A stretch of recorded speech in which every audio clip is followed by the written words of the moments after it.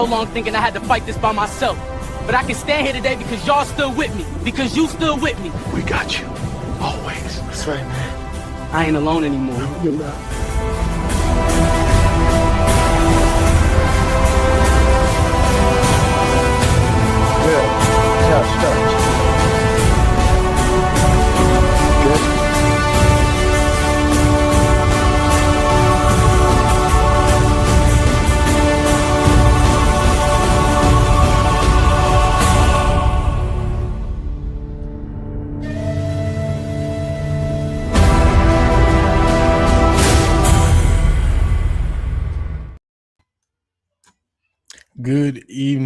Good evening, and welcome to another evening at the Hearts of Men podcast. I am here joined with you tonight with my brothers and our co-host for the evening. I am your main co-host this evening, the son of Timothy, also known as the Available Man. Above me, I got my big bro, the founder of the Wolf Pack concept, the consistency coach, the Uncle Junior from the Uncle Junior Network, and then next to him we got our coach and doctor in the house tonight.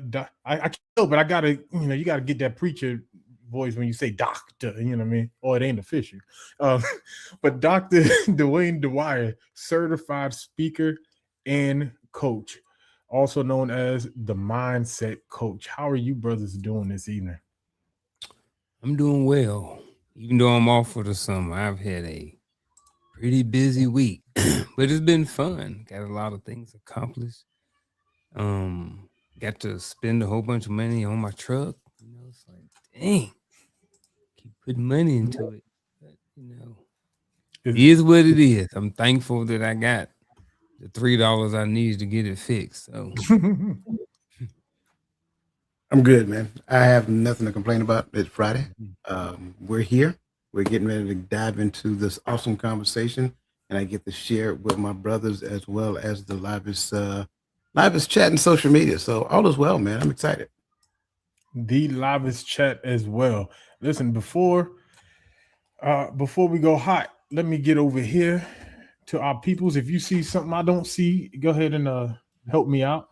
But with that being said, good evening tonight to our sis making things happen behind the curtains, the rebirth of Nick D, to the moderator of all moderators, Sister Krista Everett. She keep us straight, she keep us in line. Robin Bowers, good evening, sis. Who do we have? His divine appointment. Good morning. It's always great to see you, sis. Atlas Key to Keys. Good morning, Sister Lisa. It's good to see you. It's nighttime. What I say? Good morning. My bad. Good evening. Good evening. My bad. Good evening. With that said, good evening, Dwayne, the Mindset Coach. Who else we got out here? Good evening. And listen, if I didn't catch you, go ahead and get in the chat. Leave a comment. Tell us good evening so we can see you. Terry, hello to you all, Coach Dwayne, Nick D, Crystal. Good evening to you as well. Great to see you. Go ahead and get into the comments so we can see you. We can acknowledge you and share some love with you as we go ahead with this conversation this evening. So we look forward to seeing your input. But let's go ahead and get hot. See, there's a wound that most men carry. A wound we don't post about, we don't joke about, we don't even name. It's a wound that sits behind our anger, our silence, right? Behind our trust, how we see ourselves, and even how we see the Most High. Tonight, that conversation we'll talk about is called the father wound. Some men grow up with a father who wasn't there. Some had a father who was there but was never present. Some had a father who spoke with his hands, right? Who let his emotions show versus well, we're getting to the verses, right? But some had a father who was fighting his own demons and passed the battle down to us and down to the generations, right? My thing is, have we learned, or what have we learned? Have we viewed our fathers and learned how to grow out of that? Or are those scars still sitting with us today as we have this conversation? Because most men, as a result, don't talk, pretend we don't feel, right? Say we don't need, and we don't take breaks, right? We just keep our minds moving. But at some point, we got to bring it back. And we have to face it. We have to have this conversation. So tonight is going to be our goal to attack this hard conversation, bring some ease within ourselves and with our brothers. And listen, even with our mothers who are out there raising young boys right now, all right, to help understand how this is going to develop in the future. Right? Well, let's get started. Listen, I have a definition. This is not an official definition. This is a guy that did some reading. And this is what I could come up with. I would love your input on, and it's just pretty much me defining in my own words the father wound, right? So the definition is the emotional, spiritual, and identity level gap created when a father fails to provide what his son needs, such as affirmation, protection, guidance, discipline, presence, and love. So, my question to you, brothers, do you have any add-ons, takeaways, or any thoughts about this definition that I just read? I don't. It's a new definition for me. But the only thing I want to add or just say to it is that I guess in my mind, when I'm looking at a wound, I'm looking at like a scar or like an issue or something, and I'm looking at it. What am I trying to say? I don't necessarily like based off the definition and the word father wound. I didn't see the correlation with the gap in the definition. Like the definition, it talked about there being a gap. But when I look at the word father wound, I didn't see the correlation. And like I said, I don't know if that's the only thing I wanted to add to it. But I'm okay with the definition if what I'm thinking is they don't necessarily need to correlate, then I'm fine with that too.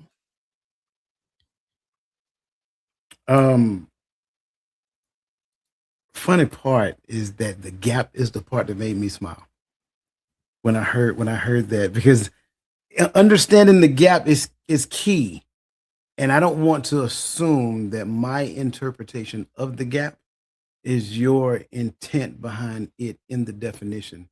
But if the gap is what I think the gap is, I am 100% locked in on this definition.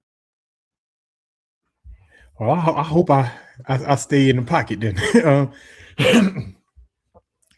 Man, so with this definition in mind, as we travel through this conversation, I want to talk about what is the father wound.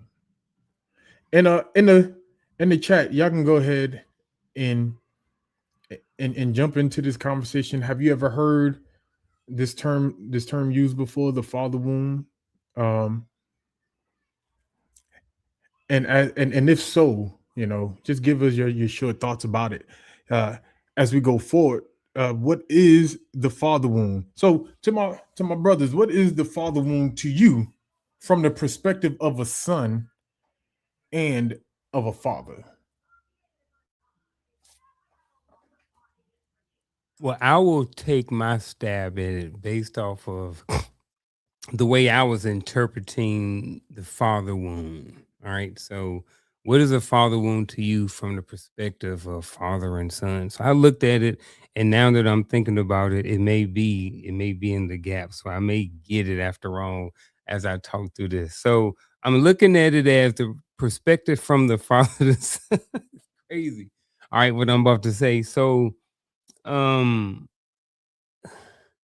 the wound, I think, is a scar or something that's caused because there is a gap or a lack of something that was missing, right? So when I was in Iraq and I had the three boys at home, there was a certain there were certain things that I wasn't able to provide because I was in Iraq and they were in, I think it was at Fort Hood, it was in Killeen at the time. So there were just certain things I couldn't do.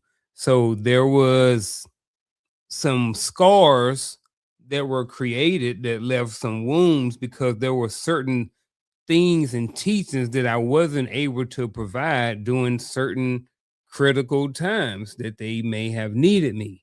Yeah, I could have called, but I was in Iraq from '05 through '09. So there wasn't the internet the way it is today. So the communication barrier, there was a communication barrier there. There was, you could send letters and stuff, but they take a while to get there, stuff like that. But I think kind of sort of as I'm talking about it, I think maybe what the wound is, what the father wound and what the what is the father wound to me and the perspective from son to father. I think it's, could be a sore or a gap or something. Now I'm thinking gap again, that maybe is missing that affects the child or the son somewhere in the long run. Like when you have a wound on your arm or you have a scar or something on there, like it looks different. You can see it. It takes a while for it to heal, but there are wounds and stuff that leave lasting scars. I don't know, but I'm gonna put a pin into that for right now and see what Coach got. There is a pipeline, if you will. That pipeline, to me, I like to call a training pipeline. And in order for me to get to a progressive place, there are certain benchmarks that I must meet. The issue here is that there are certain people in the child's life that are major players in that pipeline. For a son, a major player in that training pipeline is his father. Make no mistake about it, because that is his model for what manhood should be. That is also his model of what husbandry should be. That is also his model of what fatherhood looks like. So you have three distinct postures that that son is supposed to be able to shoulder that he learns from his father. Pull that father out the picture, there's a huge void left in that child's life. Now, change the narrative because I wanna look at it from both ends because it says from the perspective of son and father. As a father, you have a desire to be the primary trainer for that young boy. You have a desire to see him grow, develop, and nurture himself, or you nurture him into the awesome individual that he is destined to be. But if I am not in the picture for whatever reason, and I do not get the opportunity, trust and believe, and I'm not saying that this is 100% across the board, but I believe on a large scale, a lot of men have a degree of low grade depression when they cannot speak and help that young lad grow into the awesome individual that he is supposed to be. So the wound now becomes those postures that I made mention of. The wound is the struggles that that son is going to go through learning how to be a man, learning how to be a husband, learning how to be a father. Because in essence, they end up doing it by way of trial and error. And a lot of times they end up repeating some of the same things that they've seen or, you know, looking at somebody else who they don't know and trying to mimic those things, or totally getting totally away from some things that they thought or believed that their father was. On the other side, for that father, it's there is no there is no recovery from a depression like that. They either learn a coping mechanism or learn how to deal with it until that relationship is rekindled to some degree. But even with that being said, you miss the formative years of that child's life. You miss the opportunity to help them develop and grow. And let's be honest, you try to help out as best you possibly can in their older life because you can physically see that they may be struggling with some things. But nonetheless, that wound is going to be there simply because of whatever decisions that you and mama made in your younger years.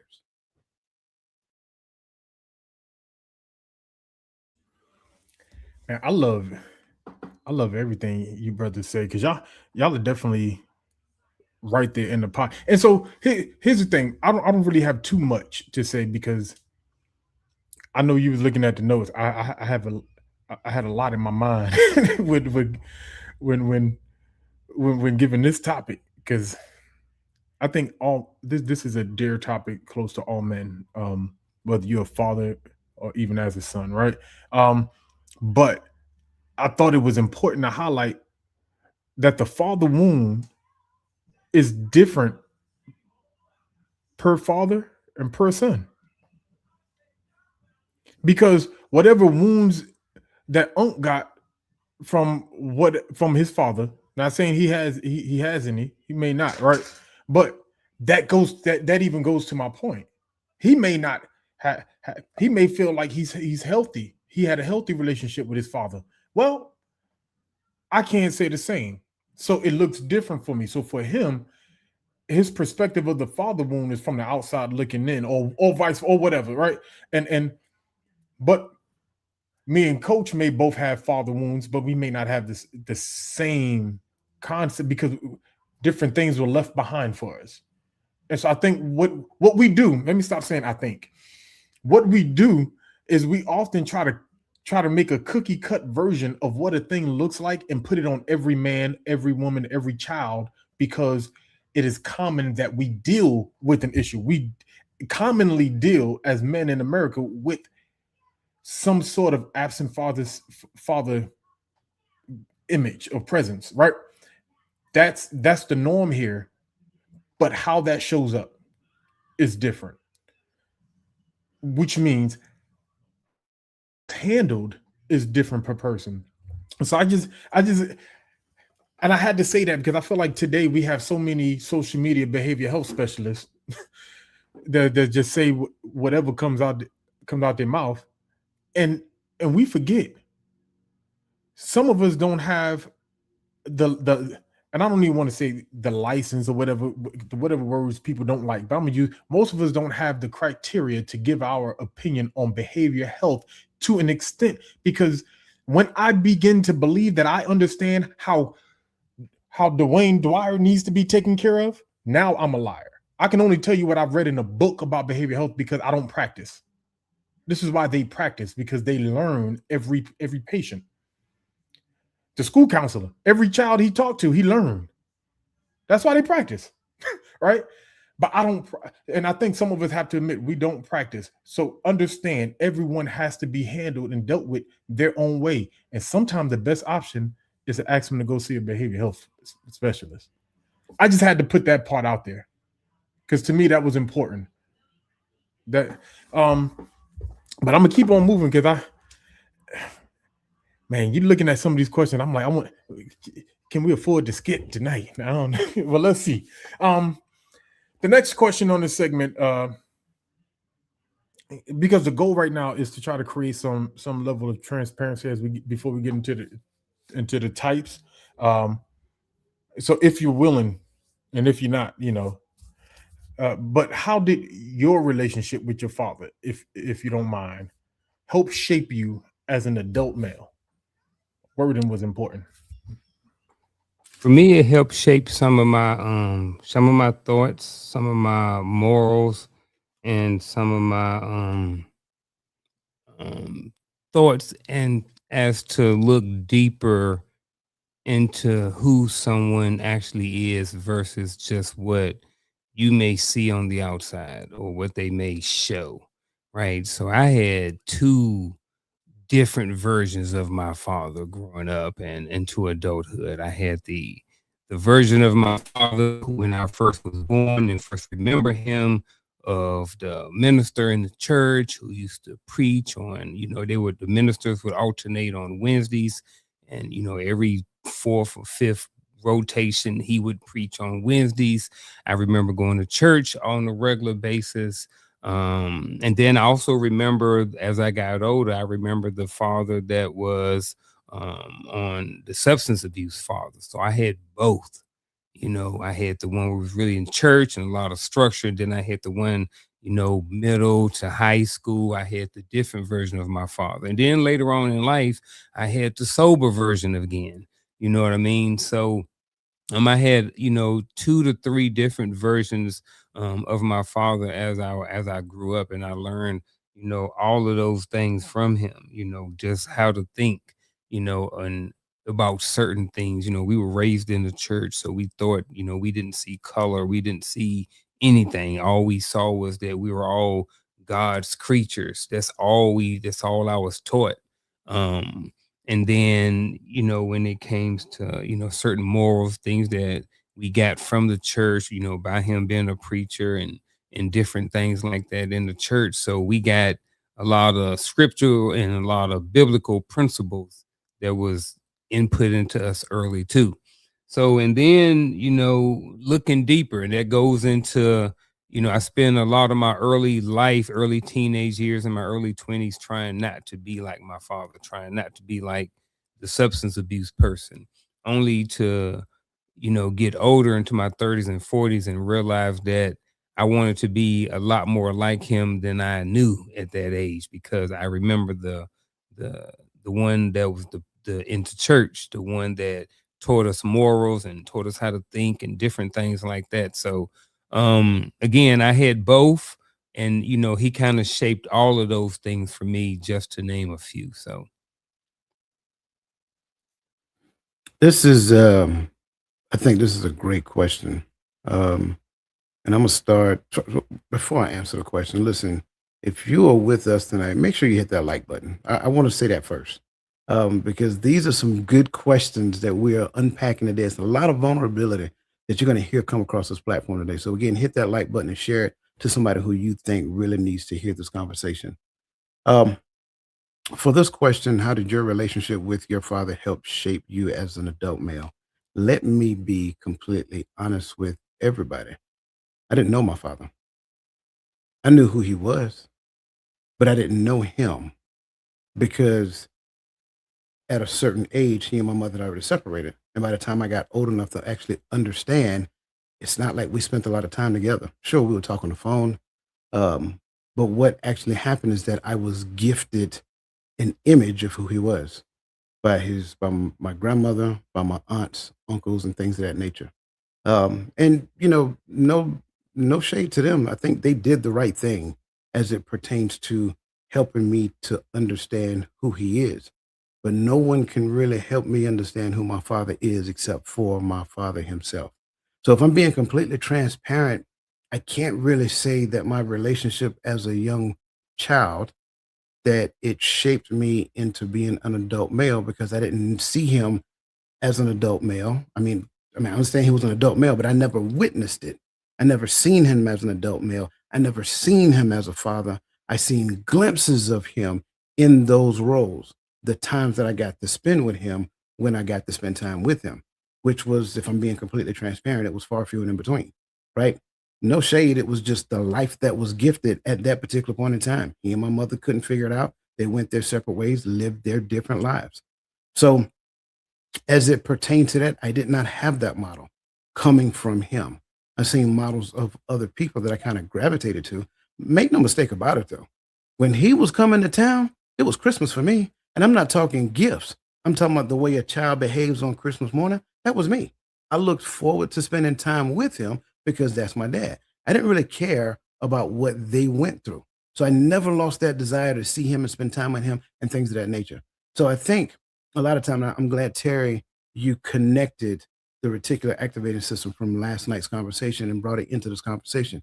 Because if my mindset is shaped to see him in a particular light, when I see him, I only get to see him through the lens that was given to me, whether that lens was negative and positive or positive. And I'll be completely honest with you. I had both chirping in my ear at the same time.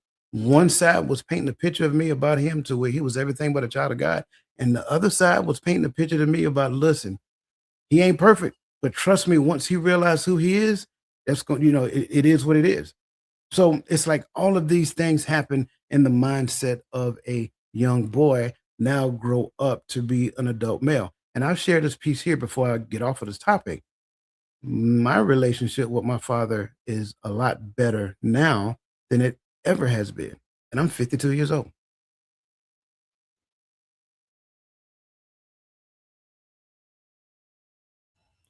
That's a word right there. Like, if we actually listen to what was just said by both of these brothers, and this is what I like about this question, because this kind of separates a little bit of what I was talking about on the last question. Like, this kind of separates us now to where we could see the individual aspect behind this. Like, for me, I can't talk about the three different I can talk about two different personalities: the drunk T and the sober T. But I can also talk about him not being in the home full time, but he was never absent from us. You know what I'm saying? So the story kind of connects with y'all, but it's slightly different. Like, my father was in the home when I was born. Him and my mother separated when I was really young. Initially, he lived around the corner from us, but we eventually moved to Harlem. Then we moved further away from the Bronx, right? And I ended up in Staten Island for high school. So my father was always available. I just had to go get him, right? Now, in the same token, my father was also he was a street entrepreneur as well. He had a 9-to-5, but he also had some steady cash flow coming through.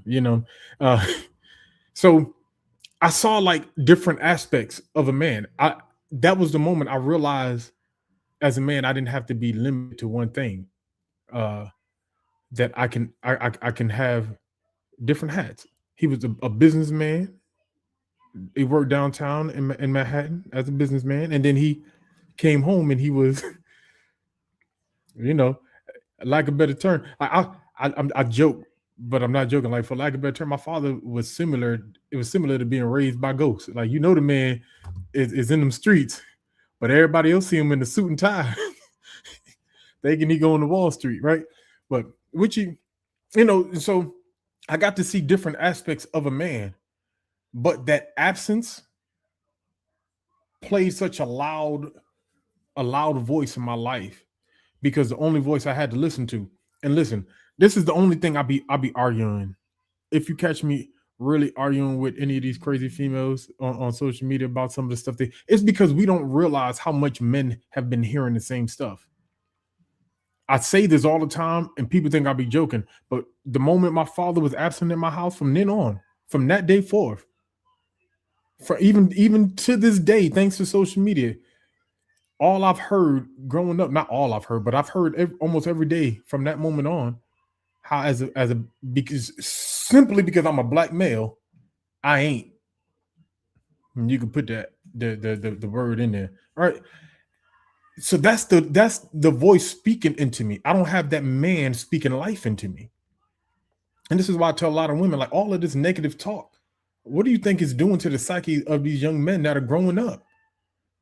I had to grow up listening to women sit around the table, smoke Newports, and talk about how men ain't this, how we could do this to men, and all they good for is this, and all they good for is that. And I'm not saying women are going to stop women talking, men going to stop men talk, but we have to be mindful, because that was what I heard growing up as a young boy.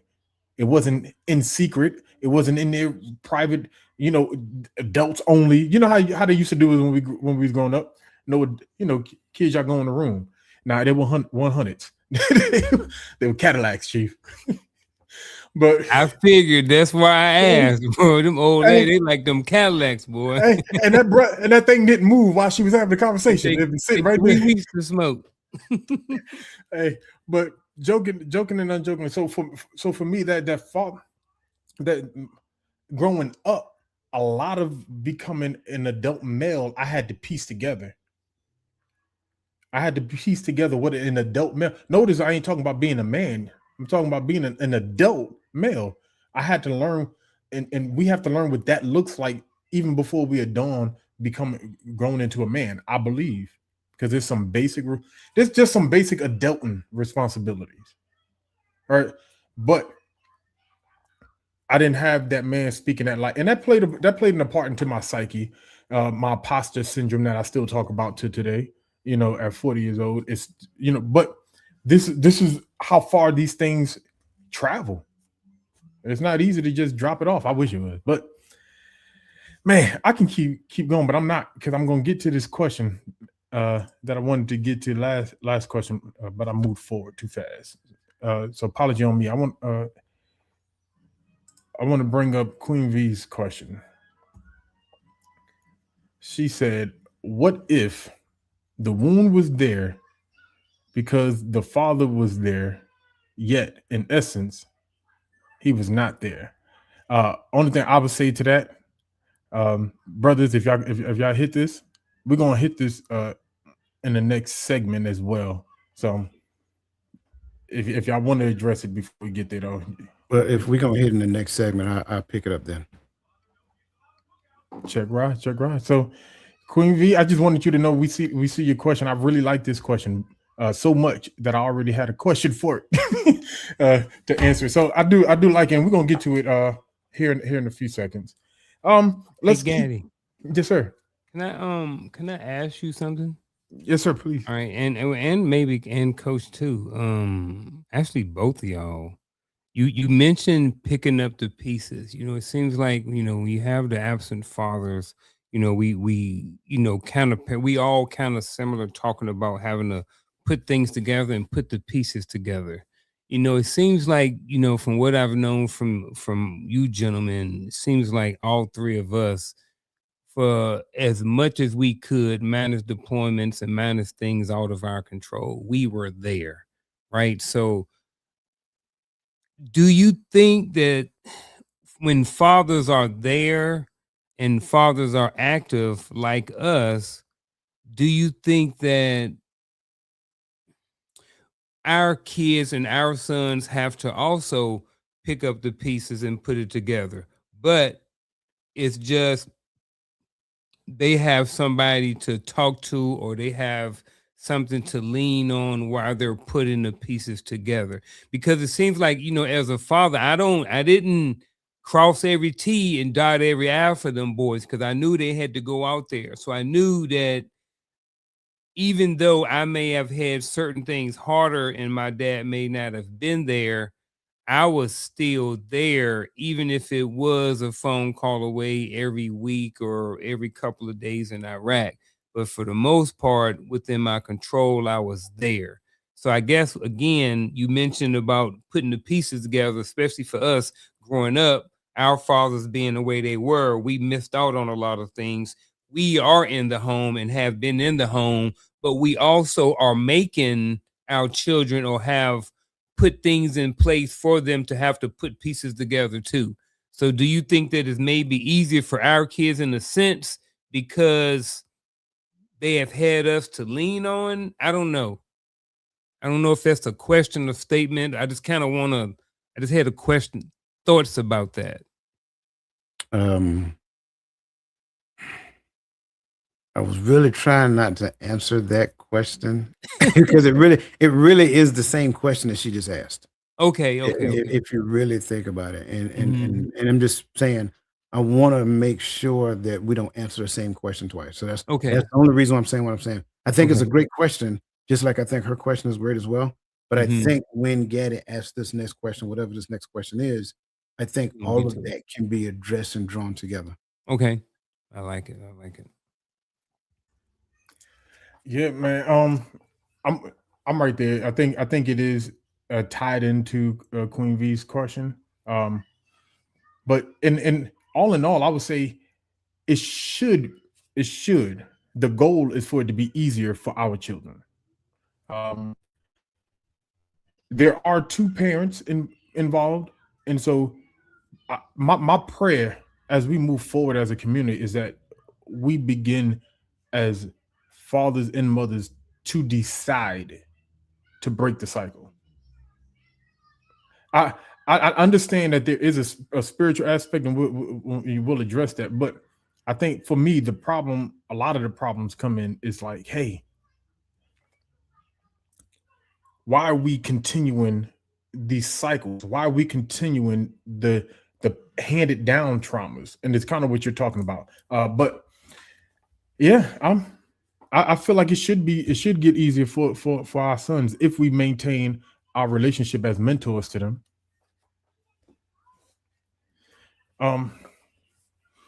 If I hope I addressed the question properly, but I was trying to be like Coach. I was trying to be a little pull back a little bit, so I didn't jump into the next segment. So the next segment we're going to talk about is our 4 types of father wounds, right? So the type of father wounds, and I'm gonna call them out, and we're gonna address them. I got a question for them. 1 is the absent father. 2 is the present father. I mean the passive father. My apology. 3 is the angry father, right? And then 4, that is our unhealed father. And we're gonna kind of jump into those here. We're gonna start right here at the top with the absent father, right? And the absent father, it says, creates typically abandonment, insecurity, and self-doubt are some of the issues that come along with the absent father. I think along with that, men who develop needing approval as we become men. So we become approval seekers. But my question on this segment for you brothers is, in adult men, what are some battles that you notice that we face as fathers? I'm sorry, when the father is not in the home, but just in general as men. I'm gonna say control, right? And what I mean by control is you have, and I see it on a regular basis with high school students. You had talk to a lot of moms who have sons and they can't control them. They're 14, they're 6 foot tall, they wide, they thick, they strong, you know what I'm saying?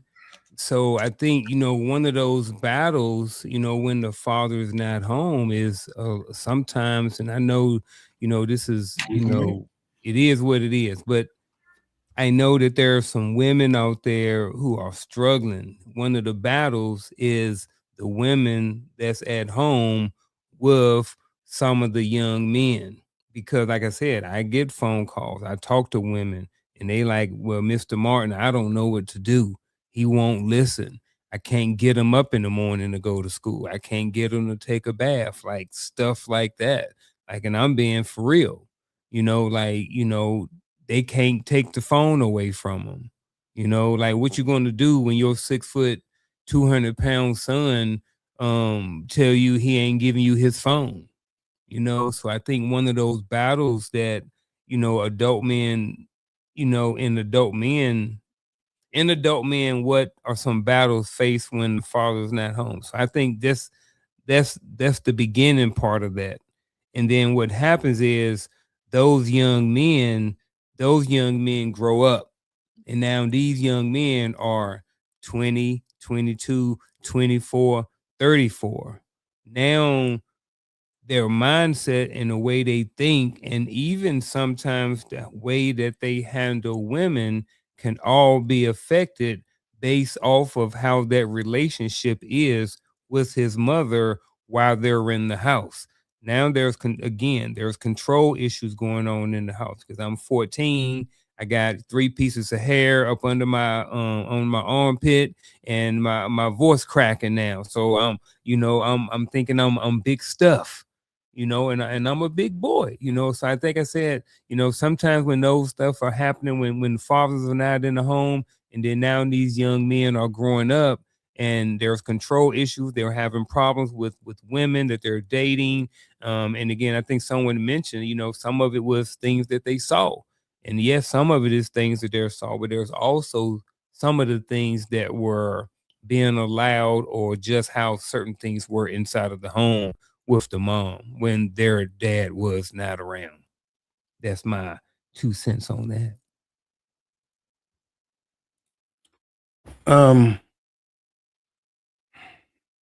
This is a serious battle, simply because, going back to what I said previously, if he is the model for me as what the male figure is supposed to be, as a man, as a husband, as a father, then I struggle with identity formation.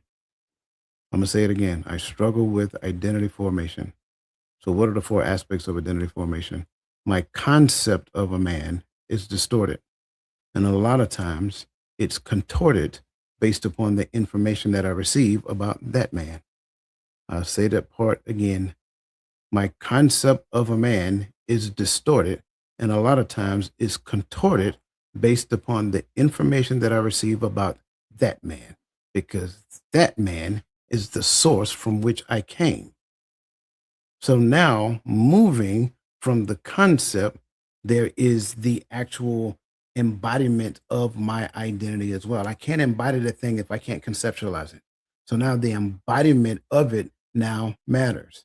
If I don't have a good concept of manhood, and let me be specific in this explanation. If I don't have a good concept of what a Dwyer man looks like, it is very hard for me to embody that Dwyer man concept. And then from there, the esteem is damaged.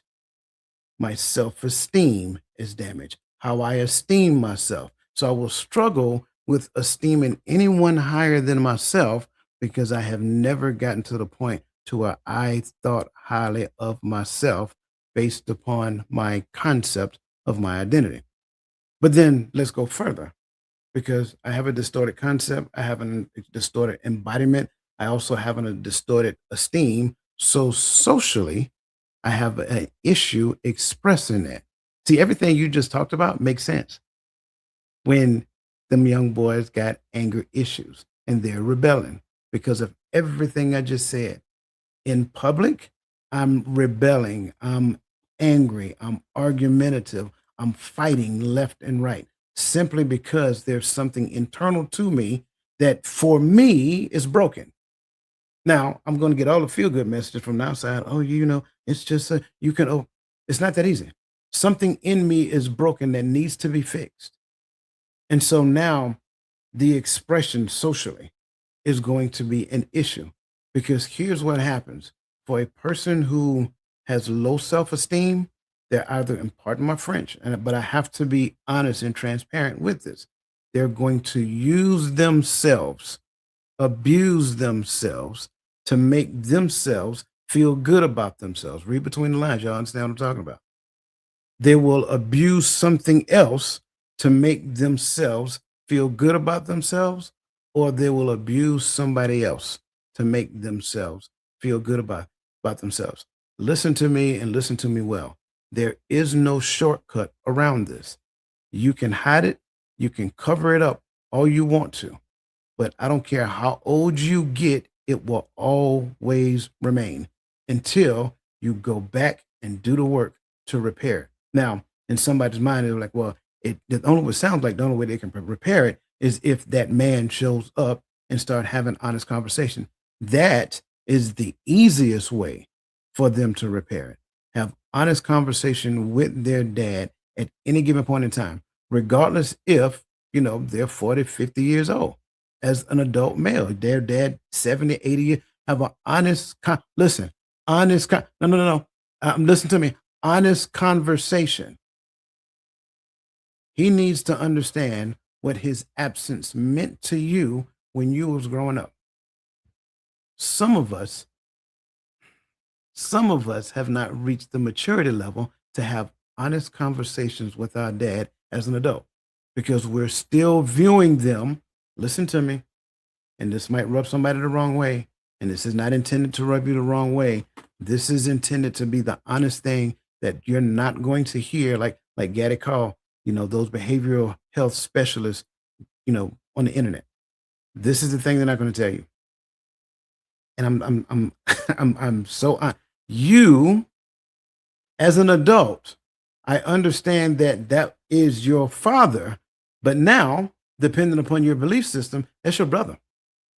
You need to be able to have honest conversation. I'm not saying disrespect them. I'm not saying no. You need to have conversations with them as though they're your brother now. You need to be truthful, honest, whatever the case may be. Some of us are still walking around here acting like little boys when you get around your parents. We got to cut that mess out. You are an adult. You're a grown man. Sit down and have grown man conversations with your dad so that they can understand what their absence meant to you in your life. That's important, because if they never get to the point and it's just glossed over, it's pretended to be as though, oh well, it's all good. You turned out well. Yeah, no, it don't work that way. Come back next Friday. We're gonna talk about what that anger does to men, what it looks like. I'm here to tell you, like this is serious work. This is serious business. And here's the other side of it. That young man that grew up without their dad is gonna find somebody else and tie their life to. And then, ideally, it's a couple of different ways they can go. They can look at it as being absentee is an option, or I don't want to repeat that, so I'm going to hold on for dear life, which could be problematic as well, right? They're either going to use that person to make themselves feel good. So it's a number of different ways. Remember, there was a training pipeline that was supposed to happen. Absent of the necessary training that you were supposed to get, you're going to end up having improper execution. I'm gonna get off my soapbox because I can go to work on this one, bro. Man, I'm with y'all on this one. We could have 15 brothers up here, and we will have enough for every brother to talk about in this one spot. Because, like, watch this. You talked about pipeline. Well, here was the pipeline in the 80s and 90s when I was growing up. The school, well, y'all know where the other place is at. Right? That pipeline only existed through the avenue of the absent father. I'm gonna tell you why. Because Unc just told us that even in the home, you see signs of that anger problem that develops, sign of that power struggle. And think about this. As a 14-year-old boy, I see a little bit of and I feel a little strong. So now I'm starting to feel I'm becoming a man, and I'm trying to identify what this man thing looks like. And the first thing I see is this woman over here in my house not being protected. So now guess what I feel like I got to do? Because how many little boys run around here thinking they got to stand up for their mama? You know what I mean? Run around, don't talk to my mama. Why are you looking at my mama? Little boy, you better go somewhere before you get beat 14 ways to Sunday. Who you talk? Like, but we don't tell these little boys that. Like, yo, we be setting some of these little boys up to go out there and get their behind hand. I remember the first time I tried to look a grown man in his face talking about something. Why are you looking at my mama? I think back on that, like, man, I think the Most High that them grown men had some had some common sense. Because if they slapped the mess out of me, my head still be facing this way. You know what I'm saying? Like, but this is what we have. And so now imagine these little boys, if they feel like the man at home, mama telling them, you the man in this house. Your daddy don't pay a bill here. I see videos of these little 14, 15-year-old boys talking crazy to their daddy because their mom and daddy ain't together. And now imagine that they taking that same energy with them to school. And this is how they're interacting with other young men trying to find their manhood and having this testosterone imbalance that they never had before. Now, imagine those same people go ahead. Now that we got rid of the daddy and we got some anger management problem, let's give them some angry music to tell them to go do some stupid stuff. And then when they do stupid stuff, let's build up about 15 million beds just for people like that across the country. Let's just build them. They'll fill up. This is really what we're dealing with. And these are the questions that we have to answer internally. We can go to all the external reasons, but internally, as a community, this is how that pipeline worked. Started by creating absentee fatherhood. And so now that to the point to where now in 2026, if there's a father in your house, you're the anomaly. That's sad. That is, and so I feel like we face battles all throughout life. Anger is just one of those things. Under trying to identify who I am as a man, I think is what brings that anger, because I don't know what everything is supposed to look like. I don't even know what I'm supposed to be looking like doing the thing. And when it don't work out the way I want it to work out, I think leadership looks like trying to make it look like what I want it to look like. How many times I told you to get y'all know? Let me just keep going. If I may, because I did promise that I was going to answer Queen V's question. I think this is the appropriate time to answer it, because I know we're talking about the absence, right? The absentee father here. No, father. when I promise you it's the next question, I promise. Okay, all right. I promise. I said the next segment, but it's definitely the next question in this segment. I 100% promise you that. That's the only reason why I stopped you. That's the only reason why I stopped. With that, let's bring up Lisa's comment real quick. I wanted to read this because we're talking from the hearts of men. But we would be remiss if we didn't understand that our sisters that are in our audience are part of this conversation too. I think as men in this conversation, and this is a side note, and I'm coming back, I think as men, sometimes we can even get selfish in this, that we think we're the only ones affected by absent fathers. But what about the girl that don't know how to choose a good father for her children? She having babies by anybody because she's trying to figure out which man is the right man. She don't know. Oh, you respect your body, young sis. Who taught her? What man in her house showed her how a man is supposed to respect her?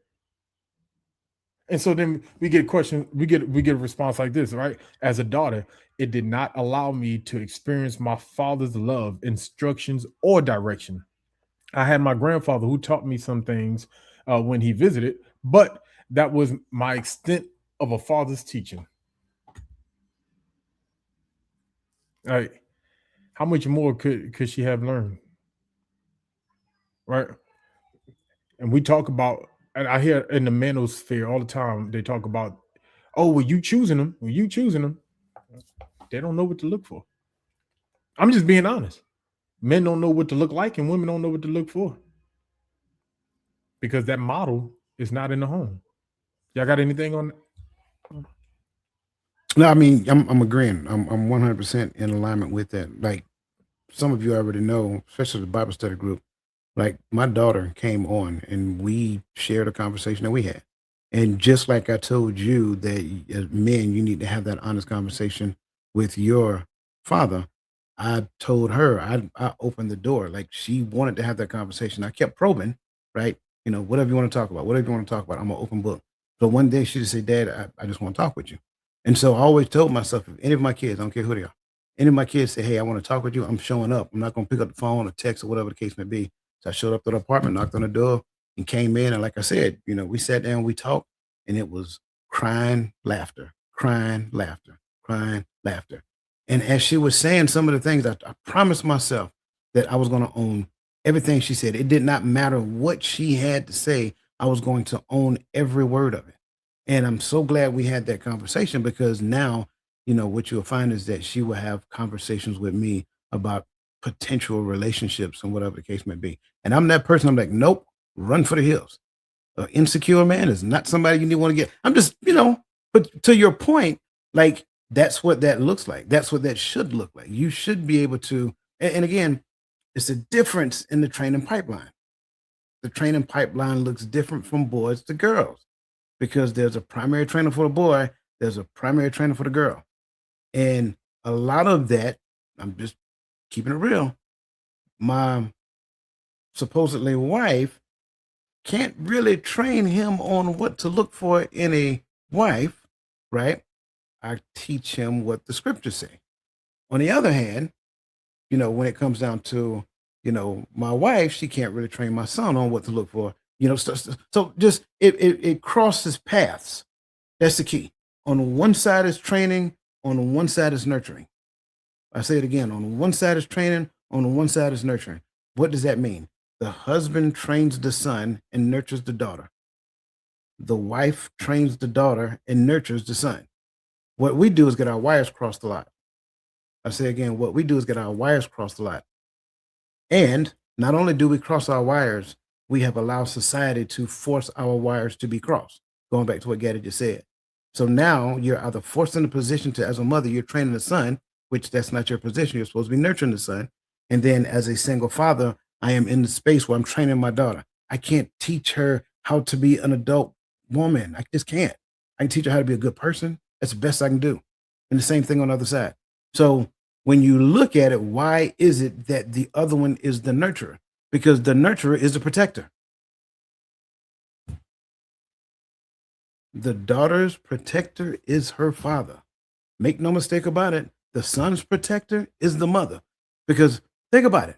As a man, I want my son to get skinned up a little bit. That's how he learn. That's how we do. We do the tough love thing. Then she'll be like, no, I don't. He needs to learn how to resolve conflict. Babe, this is resolving conflict as a man. That's what we do. But it's okay, maybe you're right. So it's like we need to understand these things. And I think a lot of times when we hear certain conversations, we hear that conversation as an attack on the other sex. It is not.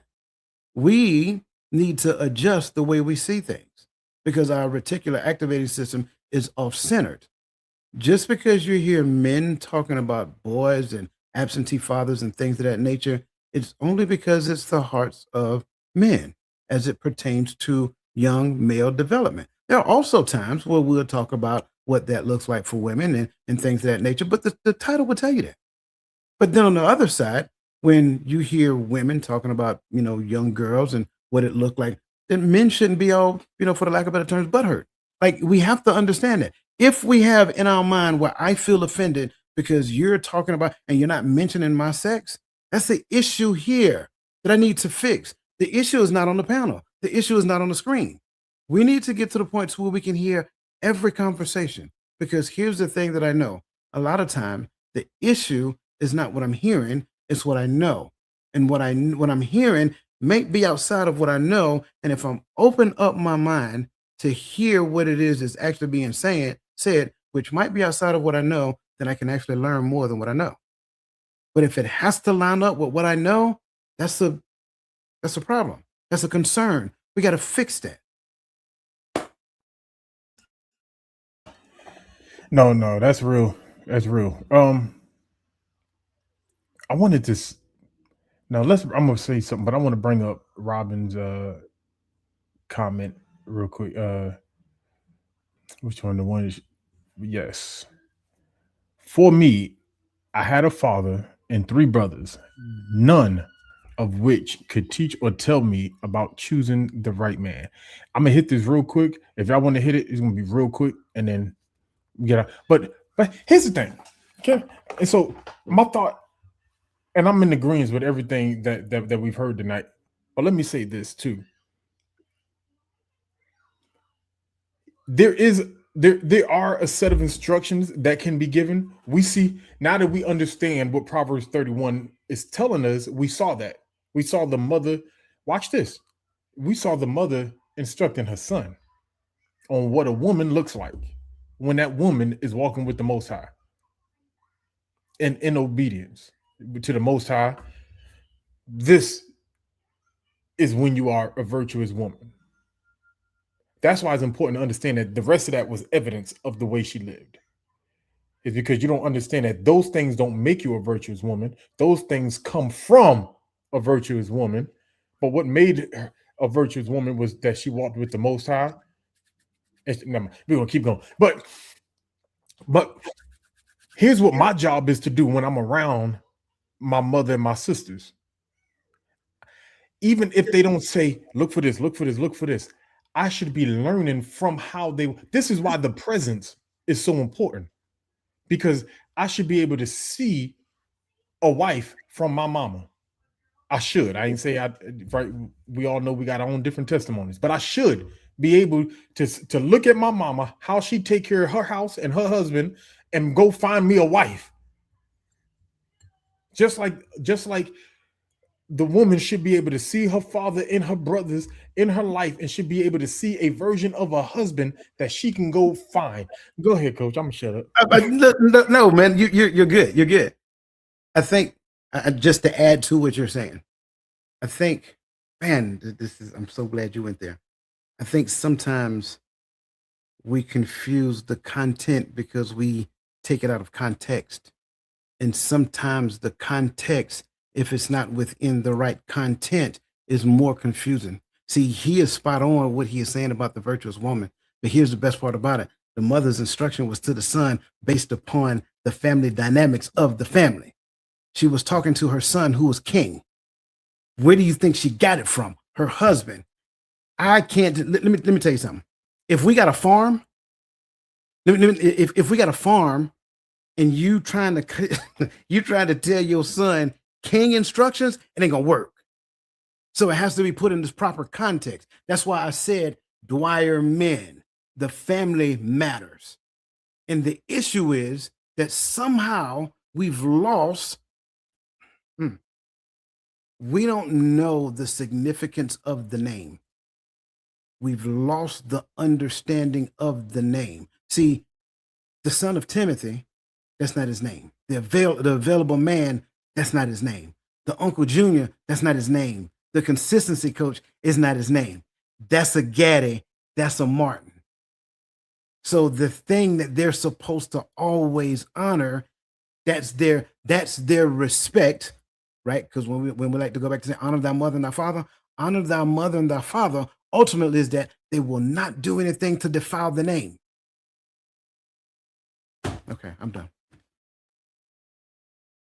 Everybody in Proverbs, somebody find the Proverbs and post it for me. But it says that a good name is better than riches. I just wanted to put that out there. It might say silver and gold while you looking it up, but that's what it say though. So just to make coach's point. This is why this is what legacy mean as men. This is why it was important in Exodus 3 when Moses was told to go back into Israel, and he looked back. He said, "Hold on, wait. But who do I tell them sent me?" Because if there's no name and no reputation behind that name, there's no credence behind it. Okay, who sent you?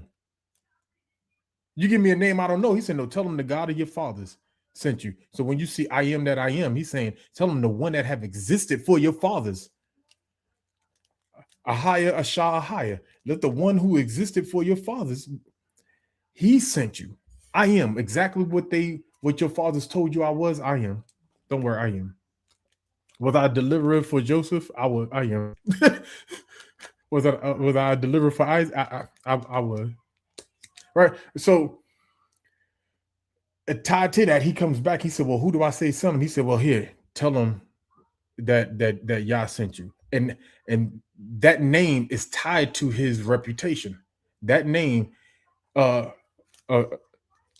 you listen, I only know one Garfield. Right. I don't care what the last name is. I only know, you know two, I know one. I know one Garfield in real life. And so when I hear Garfield, his reputation, I'm like, oh, if I don't see him for 20 years, I'm like, does he got a big old beard? Always got a hat on, look like he either ready to go fishing or he gonna go. Like he look like he ready to go enjoy himself. Like I know who Garfield is, like by reputation of what I know. And so I like that you brought that out. I'm gonna get off because once we go here, I can stay there. With that said, as we move, we're gonna move into the passive father. So my real answer for the absent father, you ready? And I'm gonna shut up. I move to the passive father. My real answer for the absent father: what happens? What What are some of the battles faced when a father's not in the home? My connection to the electric source is missing. That's the gap. My covering that connects me to the Most High has been stripped. I heard a preacher say, child born without a father in the home is stillborn spiritually. I'm just going to leave that right there. Whew. Now, we're getting over to the passive father. The passive father talks about physically present, but emotionally distant. Right? So men who grow up unsure of how to lead or how to express themselves are just some of the things that we see come from the effects of the passive father. So my question to my brothers is, what are some development issues a male child faces when the father is not active in his upbringing, even though his presence is there? Hold on, can y'all do me a favor before y'all attack this? Nick D, I wanted to do this a while back, but I want to periodically, if we can, throw up that segment 4, that final thought question, so that the brothers can continue can read it through. I did have a final thought question. If y'all wouldn't mind attacking some of these areas. But we're gonna continue on with the segment, but we're gonna have it. I like that. Thank you. We're gonna have it flowing at the bottom. So the floor is yours. So I see, as I'm looking at this question, I'm looking at 2 reasons why a father would be present but not active. One is maybe he's not allowed to. Maybe the mom have taken over all of the duties in the home when it comes to upbringing of the child, and the dad has no say so. Now, maybe y'all have never seen that, but that is something that I have seen. So, and it's like the dad's in the home, but he ain't allowed to do nothing. He ain't allowed to whoop no ham pots. He ain't allowed to let homeboy scrape up his knees. You know, he's constantly being coddled in the home. So I think we got that one where the father is present but not absent. And then you got the one where maybe the child, and that's more than one. Now you got the one where the child, where maybe the dad is working 12 to 16. He got 2 hours from 6 p.m. to 8 p.m. with the child, and he's just tired. So he's coming in and maybe unwind for an hour, jumping on Call of Duty or something. But I think either way you slice it, the developmental issues are going to be a little bit different based off of, I think, kind of the reason why the father may be present but not active. But I think I'm gonna probably go a little bit more with the dad not being around because he's busy, or he just don't know how, or just ain't willing to do stuff, or maybe just physically can't. And I think that some of the developmental issues is all of the things that men are supposed to be teaching their son, whether it's how to change the oil, whether it's how to change the tire. We talk even tangible things like that, conversations about how to choose the right woman, or how to be the right man to attract the right type of woman. Like all of the conversations and development, all of the conversations, all of those things that are used to help him develop into the man that he needs to be. When the father's not active and he's not around, even though he's there, he ain't getting nothing. And then I also think as the child grows up, especially if that child becomes a father, I think there's an opportunity for some resentment there, because it's like, Dad, well, you was in the house, like, why you ain't tell me this? Why you ain't teach me about finances? Why you didn't teach me about women? Like, bro, you in the house. You know what I mean? Like why is it that you didn't teach me some of those things? So that's kind of where I'm landing at right now. I think it's a whole lot more to go into this. Very interested in seeing what Coach got to say, because my question, T's question, he almost answered it last time. So I'm really got my pen ready for this one. So I'm ready. Well, actually, I just watch it again. So Yeah, I'm interested in seeing what Coach got to say too. Um, man, I'm looking at the time. You know, this kind of takes me back to Army days, and we did a lot of planning and things of that nature when it comes on to execute missions, and depending upon what aspect of the mission that we were in, that is the thing that we planned for. So if we were in the defense, you know, I think one of the best, most robust defenses that they are is what is called a defense in depth. So, what is a defense in depth? You have something that's forward, that is active, right? It is actively looking and searching for the threat. And then within it, you have a response to those things that are, you know, that attack the thing that's actively looking and searching for the threat. And then there is another passive means of, servicing the threat within itself. When I look at this question, some of the developmental issues a child faces when a father is not active in the home. Grapher, I love the fact that you mentioned work, because I do believe that that is one of the main issues that we have when it comes down to the father being outside of the home. And yet we view it as a thing to glorify. And this is not specific just to fathers, by the way. This is fathers and mothers. The absence of your presence is the concern. But do not confuse presence and think that your presence alone is a present. When a child grows up and they go through these things I just talked about, there is some psychological, emotional, and mental concerns that they're trying to work through. And because they may not necessarily have the tools, they may not necessarily have the resources, or they may not necessarily have the wherewithal, because trust me, it's taboo in our community at one point in time to go to mental health. Because of those three things, they may not have went back and got those things resolved. So now what ends up happening is that they are actually projecting the understanding of a conditioning that exists. And that condition can say everything from happy wife, happy life. That, I got to work, I got to provide and protect, I got to do all these different things. And my interpretation of provide and protect is making sure that the lights don't get cut off, making sure that the bills are paid on time and all that other great stuff. But I don't necessarily equate provide and protect to me being there to be the primary trainer in my home so that they themselves actually get to the point to where they can protect and provide as well. So now within the scope of these three areas, psychological, emotional, and mental, lacking, now you get to the point to where you're home, you're present, but in your mind, you're like, well, you know what? We don't really make a big deal about stuff unless it has to do with respect. Because to me, that's an intentional attack. So I have to neutralize a threat.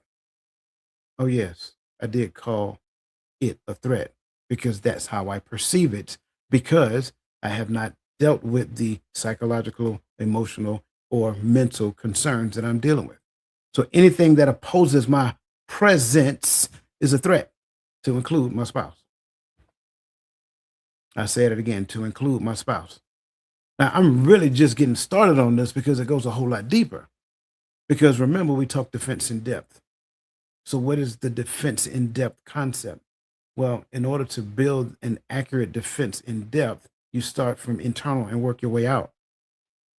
So that means that the family structure within itself has to be healthy. It has to be whole. It has to be functioning according to the training pipeline. Once we get that, then we work our way outside of the doors of the house into the community. So now the community, because everybody else is doing the same thing, the community now becomes an aspect of the defense. And then ideally, our community branch off to other communities or the church, because in essence, that's what the church is supposed to be, the collection of communities coming together. So now the depth looks like the church, the community, then the house. So no one gets to my house inside the doors without going through the church, going through the community, and then getting through the front door. And even when you get in the front door, you got a level of defense inside that door. But yet I am reminded, and I will never forget this image, the image of a broken man. And all that man did is sit in the corner at the age of 79 years old and just sat there. And all types of other stuff was going on around him. He just sat there, didn't say a word, because he was, for whatever reason, and I'm not going to say that I know what the reason is, but I have a good idea. But he was whipped into submission, and all he did was be present. That's it. Man, listen, the hardest thing to do as a young man is to find your identity as a man when the man that you see present doesn't have an active role in the family. Whoever we placing the blame on, we need to start having this conversation. Because here's the thing, I agree on all hands. Because remember, none of this stuff is cookie cutter. So some of it is, yes, I'm with Unc. Like some of it is he had to work. And let's be clear. Let's start. And this is why this conversation needs to be shared, because somebody needs to hear the fact. Listen, you want a high earning man means you're going to have a non-present man sometimes, because high earners have a high responsibility for the people giving them this money. Because remind you, if you're making six figures, that's 6 figures of somebody else's money going in your pocket. So they're going to require 6 figures of them hours. I got some projects that need to be done. I got whatever that looks like. But if you want a high earner, the chances are you're going to find somebody that doesn't have a high presence. Well, then what does that look like in your home while you're trying to raise his male children? Right? And like you say, that male child starts smelling himself when he get, man, I was sitting in the car today, picked up the kids, right? And I'm looking over the sun coming through my passenger window, and all I just see is just a bunch of hair underneath the chin of a smooth-faced looking young man. And I'm like, how are you smooth-faced with hair at the same time? What in the teenage wolf is going on here? Because I didn't grow facial hair until at least 27. Like, help me figure out what I was doing wrong. I'm joking. I was shaving every day, but without somebody teaching him how to regulate himself as he's becoming a man, he sees that this little hair means I'm a man now. Now he starts smelling himself too fast. I made it very clear to him. I said, listen, and he taller than me, and he tries to shrink himself because he woke up one day this summer and he was 6 feet tall. I didn't like it. But I told him the moment we see eye to eye or you surpass me, with no questions asked, I'm going to put one right in your chest. Because I need you to remember who you are and who I am. I don't even want you to smell. Don't even smell it. Right? But I told him that because I need him. And here's why I tell him that. Because I need him to understand. I love you, son. And I'm proud of who you're becoming as you're becoming bigger, stronger, all this other stuff. I will hurt you. And my daddy made that clear to me. You getting big, bro. I will hurt you. And I guess what? I believed him. Because I saw him do it to my older brothers. And my son believed. But what that did is now he sees that and he understands how to regulate himself as he's becoming a man. And he's not smelling himself too fast. He ain't out there trying to do too much. Right? Of course, we don't know everything they're out there doing. But we have that presence makes a difference. Physical, emotional, mental, we have to show up. Brothers, listen, I know time is coming up on us. I'm gonna give it's two of y'all, and we got two questions on this segment left. The angry father and the unhealed father, 1 and 2. I will let you choose individually. And if yes, sir, Uncle Junior, you want 1 or 2. we got the angry father 1 and the unhealed father 2. Oh, you chose 2. Yeah, that's right. So that means I'm gonna pass 1 over to you. All right. So for Unc, this one's gonna be the angry father. All right. So the angry father says creates fear, perfectionism, and shame. Right. We get men that become either aggressive or overly apologetic from the angry father. So my question there is, how does the angry father wound show up in one's journey as a father himself? So I wanted number 2 as well. But I'm glad I got number 1 because I get to be a little challenged a little bit more. Yeah, only reason I said that because like the number 2, that's what I had. You know, my father learned later on that that he wasn't healed from some stuff, and that's what caused the drug stuff. So, but this one allows me to think outside a little bit. So now I like this one. The angry father. I didn't have the angry father, but I did see the angry father a couple of times in my house. I've also known a few people who were raised by the angry father, and I've seen some of the outcomes. And like we mentioned earlier, one of those outcomes of the angry father is that the child grows up and the son grows up to be just as angry as himself. You know, that's what he saw. He saw dad anger handling, you know, a lot of his conflicts and issues that he had. He saw dad handling them with anger. So by proximity and environment, it's more likely that he may grow up and, you know, carry on some of these same traits and some of these same behaviors, you know. And then on the other hand, I think sometimes the father can be so aggressive and so angry that the child goes into some sort of like a cave inside of itself, like an inner goes inward to whereas they don't want to have anything. They become super soft and super timid because they're scared that everything that they're say that their dad is going to get angry at him. And then there's the part to whereas the constant trying to please him because he's angry, and maybe he's angry at me because he's not happy with me, you know. And growing up as a child as, you know, father, I think one of the things about being a son is that, especially if your father's in your life, you always wanted the approval of your father.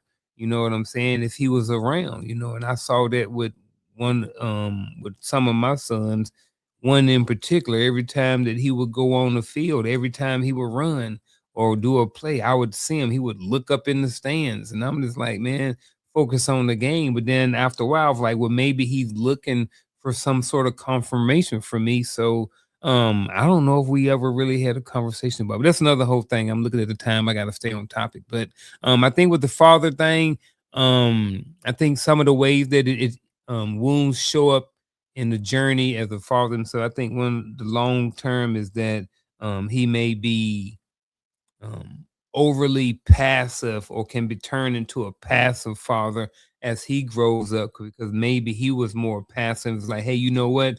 My dad was super angry with me. I'm not going to be like that. So he switched his parenting to the total opposite side.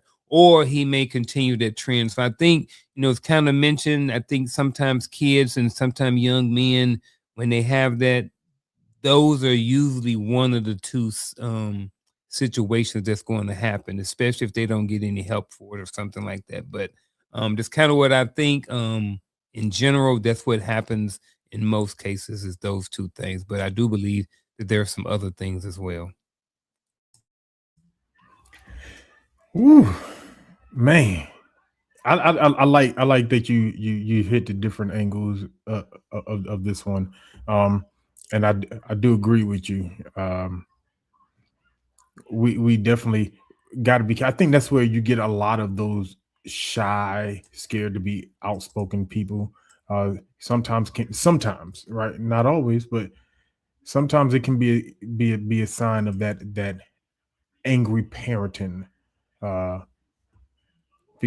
because for those children, they're always on the edge when they're performing, and things become performative for them for as adults.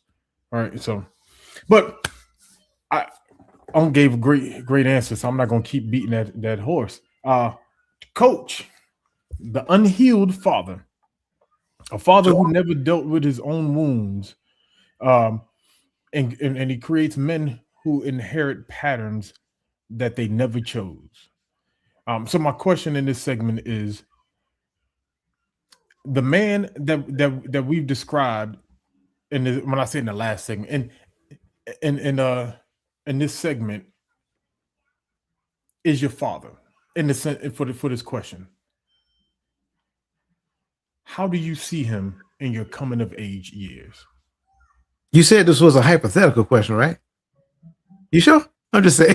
And if it's not, it's not. You know what I mean? Hey. So I'm gonna just put it like this. The reason why I chose the unhealed father is because the unhealed father looks like every other type of father we talked about. He looks like the passive father. He looks like the angry father. He looks like the father that's projecting his unhealed insecurities onto the family. Angry outbursts, things of that nature, feeling personally attacked when at the end of the day we're just trying to resolve a conflict that is present. You think you believe as the father, you believe they're blaming you for the thing, but the only thing they're doing is bringing it to your attention. Flying off the handle for any apparent reason.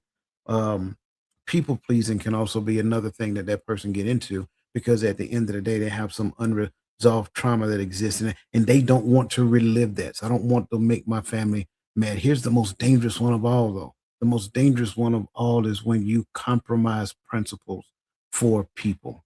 Let me say it again. Compromise principles for people. I want to say that a third time because at the end of the day, as a parent, you are a principle bearer. You are the one who understand the principles. You're the one who teach the principles. You're the one who enforce the principles. Why? Because you don't want them to end up at the principal's office. I ain't talking about school, y'all. Let me say it again. I'm not talking about school. The reason why you teach principles in your home because you don't want them to be punished by the Most High. That's what you do as a parent. The unhealed parent compromise principles for the sake of their happiness, therefore turning them over to the Most High at a later point in time. That's a very dangerous thing. The unhealed parent, the unhealed father can be in that essence, that individual that looks at outside accomplishments as a facet of their identity because they never got to the point of having an honest identity as a man, as a husband, and as a father. So my job made me a made man. My accomplishments made me a made. The fact that I run a business, you run a business that's different than being a husband and a family. Never conflate the two. But that's what unhealed fathers do.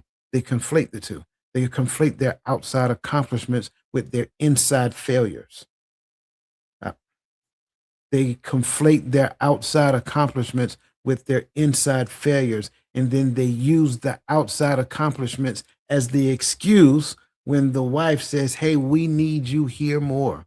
Your son needs to spend more time with you. Well, I got this going on. I got that going on. I got this going on. I got that going on. No, bro, you got some identity crisis going on within you. And the issue is that identity that you failed to create when you were young is a sore spot. And you don't want to face that sore spot. So you mask it by working all the time. You mask it by hanging out all the time. You mask it by consuming large amounts of alcohol till you black out. This is serious business, man. The unhealed father has several faces, and there lies the problem. The family don't know who they're gonna get when he comes home.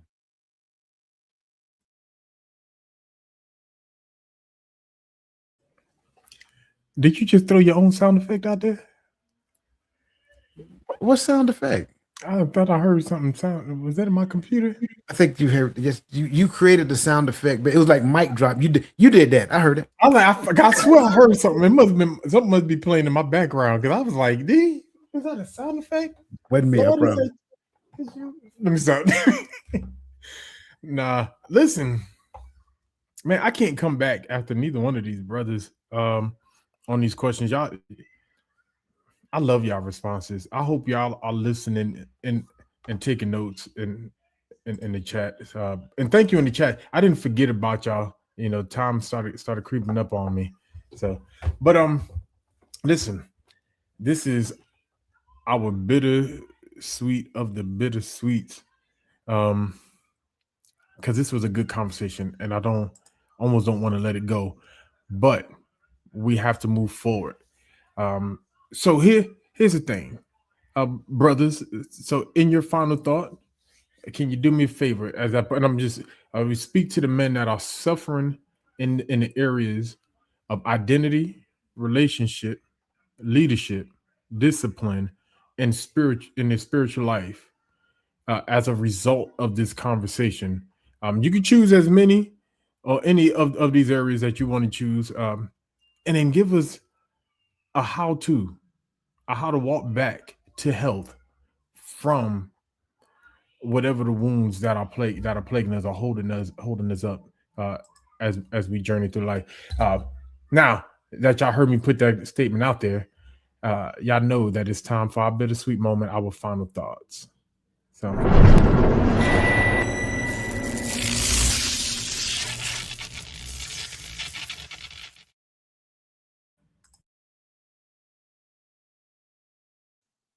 I think what I'm gonna do is I think at the end of the day, all of these can kind of be looped in together.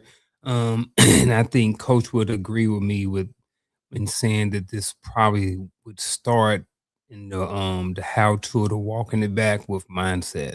But if he want to tackle that or something, that's how I will let him. But definitely mindset definitely plays a part of this. But what I would say, my final thought is this. um I'm gonna stick with, I like the discipline and the identity piece. You know, if I'm speaking to men who are suffering with identity and discipline, I think one of the first things you start with is just like with the 12 step program when you're trying to get clean is understanding or identifying that there is an issue in those areas of your life when it comes to your identity and your list and your discipline. And then if we're looking at walking something back from there, is gaining information on all things identity and discipline, you know, going back to whatever principles that you have in your life that guides your life and starting with there. If that is the Quran, start there. If that is the Bible, start there. If that is YouTube videos, then start there. But whatever it is that you have in your life, as the founding principles and how you live your life when it comes to identity and discipline, again, I would say start there. What does your culture, what does your core beliefs say when it comes to identity and discipline? And then again, gain and gather all of the information and knowledge on those subjects. Reach out to people, talk to people who are in those spaces. Try to put yourself in spaces where there are people who are disciplined. So I think that's kind of where I want to start at. Again, I think you first want to start with identifying and to yourself that there may be some areas in your life that may need some support or may need some growth when it comes to identity and discipline. And then again, after that, start gathering all of the information and knowledge after that. And then after that, between that, you will come up with a plan or start some sort of plan to get better when it comes to understanding more about your identity, who you are, and then the discipline that comes along with that as you grow and as you become into a better version of yourself as a man. That's my final thought. Man, this is so first and foremost, this is a great conversation. I want to start off by looking at all of these different aspects, all five of them, because you have there before you, you have identity, you have relationships, you have leadership, discipline, and spiritual life. And I think to some point you're going to have to recognize that your identity is discovered through your spiritual life, which is supposed to be taught. And I'm using spiritual life loosely. Don't Y'all know what I'm talking about. And it's supposed to be taught within the family dynamics. Therefore, as a child, that's where you got your identity from. You got your identity. It was taught to you by your father, ideally. But if that didn't happen, then you look back over your life and you do some honest self-reflection and introspection. You may discover that you may be lacking in the areas of discipline. You may be lacking in the areas of relationship. You may be lacking in the areas of leadership. Why? Because the proper identity wasn't formed. So what am I saying? Identity formation is the beginning of all of those things because those things happen from the source of your being. So now, what's the how to? I didn't get that. So what do I need to do to now turn back the hands of time? I will start back. I would say environment matters. That's number one. Going back to what Punk just said, environment matters. You need to find yourself in an environment that talks about identity formations through understanding what the word the Most High actually says. I'm always reminded of Moses, going back to what Gaddy mentioned earlier, right? Who am I that I may go unto Pharaoh? In that one sentence, Moses identified a couple of things. He identified that, look, I may not necessarily have a properly formatted identity. That is a conclusion that we can draw from that statement. Who am I? Right? Or we can conclude, hey, tell me more about you. I think both of those are available. And I think within the scope of both of those questions, you can actually find an answer that is right for you. Who am I and who I am, right? Who is I am. So now we look at that, but then going through that, I may go unto. You're sending me to a man that I am already submitted to. So who am I to go to this man? And I know this man to be an individual who does some atrocious things to people. And I have a level of fear of doing that, but you want me to go do it. Okay, we need to have a conversation, figure this out. So get in an environment that talks about identity formation, that talks about spirituality, things of that nature. That environment should also talk and preach and teach discipline behavior according to a certain amount of instructions that exists coming from a source document. Not what Big Mama said, not what Papa said, and not what Uncle Tyrone is talking about either. Right? Those are not source document. That is not doctrine. And then the last part of it, it should lean into relationship by virtue of personal responsibility and accountability, both being the thing. Because if you don't have the ability to own your own mess, then you will never get to the point to where your own mess can actually be fixed. And that's just literally just getting down to the crux of it. But I do not want to leave without saying this one last thing. And I said it earlier, and I meant it from the bottom of my heart. If you have an absentee father, in fact, let's just say your father was not there growing up and they're still alive to this day, and you're a full-grown adult male, you need to go sit down with that man and be honest and transparent. Regulate yourself emotionally. Don't go yelling and cursing and all that other great stuff, right? Get to the point of developing yourself so that disciplined emotional regulation, psychological regulation happens.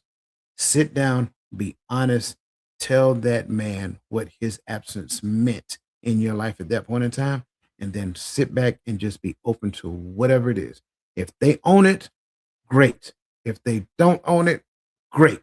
You tried. But here's the thing that you're going to find. If they don't own it in that moment, just give time, because I really do believe that there'll be a point in time when they actually come back because they had the opportunity to process everything that you said.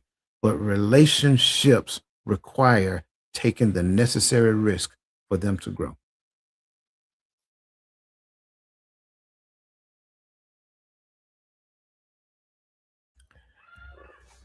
When I tell you, I don't think I've had a better conversation in a while. Man, I really enjoyed this conversation. I know for me, and even being on the panel, I'm gonna go back and I wanna watch the replay because you brothers left a lot of gems out there. Especially, listen, if you're listening in and you're not a part of this community, you're dealing with two brothers who deal with adult and pre-adult people, right? They and I mean on the level as counselors and coaches. So you're getting gems from professionals, whether we know that or not tonight. We're getting gems from professionals, and so it would be important for my military folks out there. It would behoove you to to go back and watch the replay and take some notes, take some of these gems. I don't care if you're a father, a son, a daughter, a mother, a husband, a wife. There's a gem in there that you can take and you can take with you on your walk. So I do appreciate you brothers for pouring yourself out tonight in this topic, because it was felt early on if you was reading the chat. So I appreciate that. Listen, if you're here and you're not a part of the community, go ahead and join the Mindset Academy by hitting the QR code of the hand. Yeah, hey, at least on my screen is that it is. It's so awkward, man, because it's over this side to me. Go ahead and scan the QR code, and if you haven't, go ahead and register for the free webinar on the 8th. Correct? It's on the 8th. The 8th. Yeah. Listen, when you are tuning into our shows or our lives, in the chat, these ladies and our moderators are putting out some very good information. So all the information that we need for all of our upcoming events are being put out there. But just in case we're missing anything, I'm gonna leave the door open for some house cleaning, housekeeping. I'm sorry. I really only have one thing tomorrow morning, community meeting at 10:30 a.m. So yeah, email was sent out. So if you got it, great. Look forward to seeing everybody there. Amen. So listen, enjoy the rest of your evening. If you're going to watch the premiere of my bad.